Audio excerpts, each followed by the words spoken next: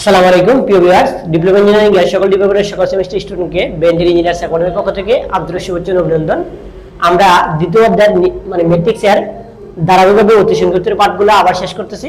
তো আমরা আজকের ক্লাসটিতে আমরা দেখাবো মানে অতি সংক্ষিপ্ত 6 নম্বর কোশ্চেনটার মধ্যে আমাকে বলছে যে সিঙ্গুলার ম্যাট্রিক্স দুটি বৈশিষ্ট্য লেখো, মানে সিঙ্গুলার ম্যাট্রিক্সের দুটো বৈশিষ্ট্য লিখতে হয়েছে।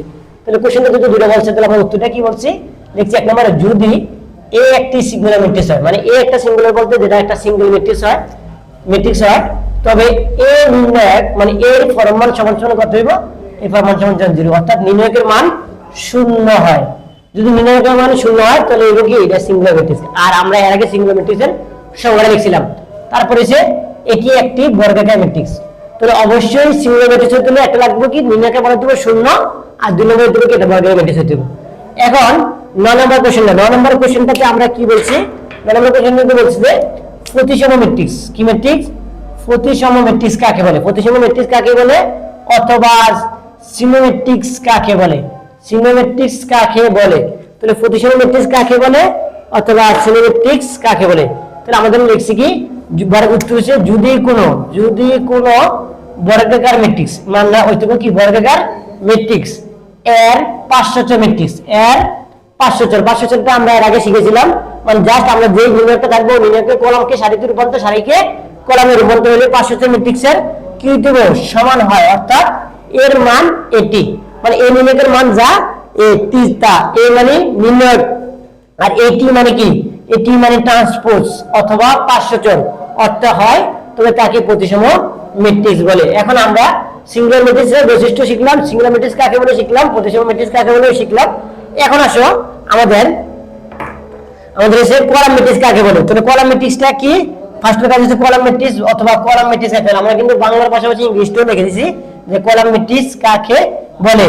তাহলে যে ম্যাট্রিক্সের একটি মাত্র কলাম থাকে, একটা মাত্র কি রাখবো কলাম থাকে, তাকে কলাম ম্যাট্রিক্স বলে। মানে যে ম্যাট্রিক্সের কলাম থাকে যেমন কি তা আমরা লিখতে পারি a সমান ধরো 1 2 3 এ একটা, এটা হচ্ছে কি কলাম ম্যাট্রিক্স।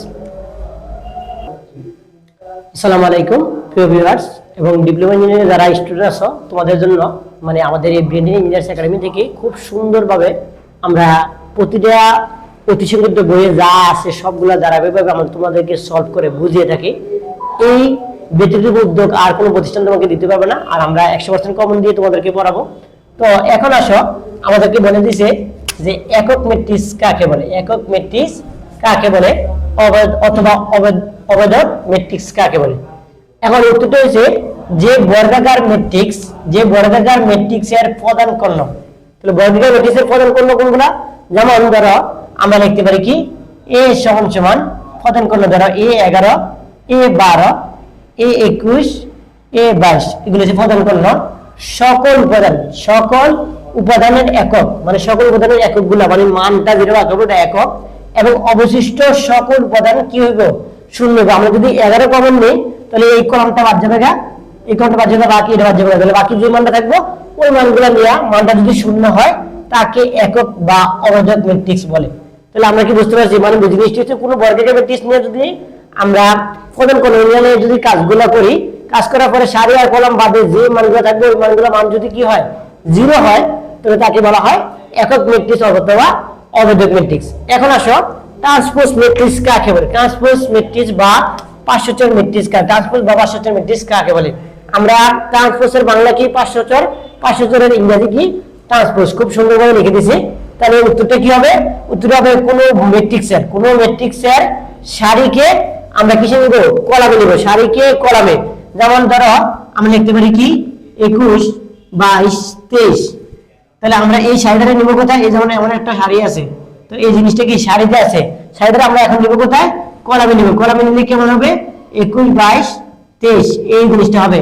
তাহলে আমরা সারিটা নিছি কোথায় কলামে, অথবা কলামটাকে নিব কোথায় সারিতে। যেমন এই সারিটাকে আমরা নিছি কলামে, আর কলামটাকে নিব কোথায় সারিতে। এখন বদল করলে বলতে জাস্ট অবস্থানটা কি করলে পরিবর্তন করলে যে ম্যাট্রিক্স পাওয়া যায় তাকে ট্রান্সপোজ অথবা 500 ম্যাট্রিক্স বলে।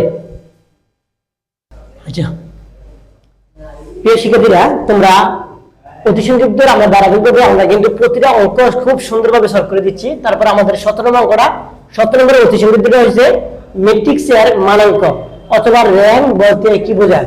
এখন তোমাদের একটা কোশ্চেন থাকতে পারে যে স্যার এই কোশ্চেনটা কোথা থেকে লিখছেন। এই কোশ্চেনটা হচ্ছে আমরা মানে নতুন বইয়ের ম্যাথমেটিক্স মানে 1 এর যে নতুন বইটা আছে অপ্রকাশনী বইয়ের, ওই বইয়ের নাম্বারটা ঠিক রেখে কিন্তু আমরা প্রত্যেকটা প্রশ্ন কিন্তু সলভ করতেছি।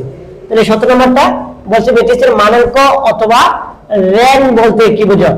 তাহলে কোন ম্যাট্রিক্সের সর্ববৃহৎ এর সর্ববৃহৎ অশূন্য বর্গ, অশূন্য বলতে যেটা শূন্য নয়, অশূন্য বর্গ অনুরাশি। তাহলে আমরা রাশি অনুরাশি তোমাদেরকে বলেছিলাম, অনুরাশি নির্ণায়কের ক্রমকে, নির্ণায়কের ক্রম বলতে দ্বারা আর কি, যেটা অর্ডার বলা হয়, যেটা যেমন কি যেমন 2 3 5 এটা হচ্ছে একটা অর্ডার অথবা ক্রমকে ওই ম্যাট্রিক্সের মানাঙ্ক অথবা র্যাঙ্ক বলে। তাহলে আমরা এই জিনিসটা পেয়ে গেলাম। এখন আমাদের একটা কোশ্চেন, তারপরে 18 নম্বর কোশ্চেনটা কি বলছে। 18 নম্বর কোশ্চেনটা বলছে যে ম্যাট্রিক্সের R23 মানে ম্যাট্রিক্সের R23 ব্র্যাকেট 5 বলতে কি বোঝায় লেখো। তাহলে আমরা লিখছি কি R23, আর মানে কি র্যাঙ্ক বা মাত্রা, 23 মানে 2 নাম্বার সারি 3 নাম্বার কি দ্বিতীয় সারি তৃতীয় কলাম, তৃতীয় সারি তৃতীয় কলাম। 5 বলতে ম্যাট্রিক্সের তৃতীয় সারিকে, কোন সারিকে বুঝাইছে আবারো বলছি, তৃতীয় সারিকে। কয় নম্বর সারিকে? তৃতীয় সারিকে 5 দ্বারা গুণ। তাহলে আমরা 3 নম্বর সারিটারে এই যে R3 মানে 3 নম্বর সারিটাকে কি দ্বারা গুণ করব? 5 দ্বারা গুণ করব। 5 দ্বারা গুণ করে, 5 দ্বারা গুণ করে দ্বিতীয় সারির সাথে যোগ। দ্বিতীয় সারি কত? দ্বিতীয় সারি হচ্ছে 8, দ্বিতীয় সারি কত? 8। এই জিনিসটা যোগ করাকে বোঝায়। তাহলে আমরা R235 বলতে বোঝায় যে 3 নম্বর সারিকে 5 দ্বারা গুণ, আর এই পুরো মানটার লগে আমরা 2 নম্বর সারিটা কি করব? যোগ করব। সব জানো।